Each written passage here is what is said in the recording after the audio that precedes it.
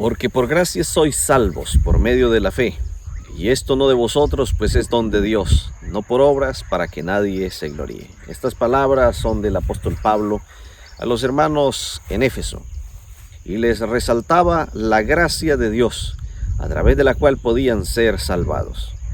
Y realmente es que nosotros somos salvos por la gracia del Señor. No hay nada que nosotros podamos hacer como mérito alguno para obtener la salvación y para recibir su perdón. Sin embargo, el Señor, a través de las Sagradas Escrituras, nos muestra que esa gracia proviene de una acción que nosotros tomamos, y es la acción de recibir la gracia de Cristo. Esa gracia manifestada en Jesús requiere que usted y yo aceptemos ese regalo. Es decir, Dios nos ofrece su regalo y nuestro trabajo es aceptar el regalo de Dios. La gracia de Dios nos capacita para vivir en armonía con Dios. La gracia de Dios no solamente consiste en perdonarnos nuestros pecados, sino que también la gracia de Dios nos puede limpiar de ellos y puede transformar nuestra vida, transformar nuestra conducta para que se alinee a los requerimientos de Dios. Por eso el texto bíblico con el que comenzamos y que Pablo le decía a los hermanos en Éfeso, dice: por gracia sois salvos por medio de la fe, y esto no de vosotros, pues es don de Dios, no por obras, para que nadie se gloríe. Porque somos hechura suya, creados por Dios para buenas obras, las cuales Dios de antemano estableció para que anduviésemos en ellas, o predestinó para que anduviésemos en ellas. Quiere decir que Dios anhela que sus hijos anden en buenas obras. Por eso en el Sermón del Monte Jesús decía: así alumbre vuestra luz delante de los hombres, para que vean vuestras buenas obras y glorifiquen a vuestro Padre que está en los cielos. Las buenas obras son el resultado de haber recibido la gracia de Dios en nuestra vida. Por eso el apóstol Juan escribía también: hijitos míos, estas cosas os escribo para que no pequéis. Pero si alguno hubiere pecado, abogado tenemos para con el Padre a Jesucristo el justo. Dice el apóstol Juan que Jesús es nuestro abogado, que Él es la solución a nuestro pecado. Pero también escribía diciendo: si confesamos nuestros pecados, Dios es fiel y justo para perdonar nuestros pecados y limpiarnos de toda maldad. ¿Qué es lo que quiere decir eso? Que Dios no solamente nos perdona nuestros pecados, sino que también nos limpia de toda maldad.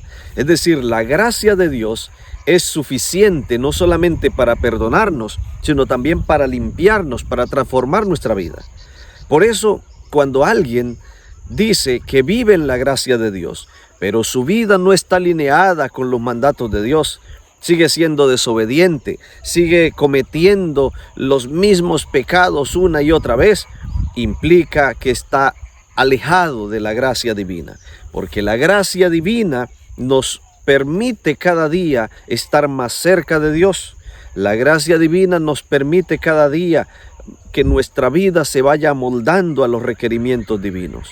Una persona que actúa bajo la gracia divina es una persona que vive en línea con los mandatos de Dios. Las personas quizá pueden decir: pero es que nosotros no podemos cumplir los mandamientos de Dios. Es cierto, en nuestra humanidad no podemos cumplir los mandamientos de Dios. Y no podemos llegar a un nivel de perfección, porque incluso en pensamiento podemos estar pecando, por omisión de cosas podemos estar pecando, al saber hacer el bien y no hacerlo podemos estar pecando. Pero la tendencia de aquel que vive en la gracia divina es siempre hacer la voluntad de Dios. Nadie puede decir: yo vivo bajo la gracia de Dios y sigo siendo un ladrón. Yo vivo bajo la gracia de Dios y sigo siendo un adúltero. Yo vivo bajo la gracia de Dios y sigo siendo un borracho. Porque la gracia de Dios nos perdona, pero también nos limpia de toda maldad. La gracia de Dios nos puede transformar. Lamentablemente en el mundo hay muchos que dicen vivir bajo la gracia de Dios, pero su vida es un desastre.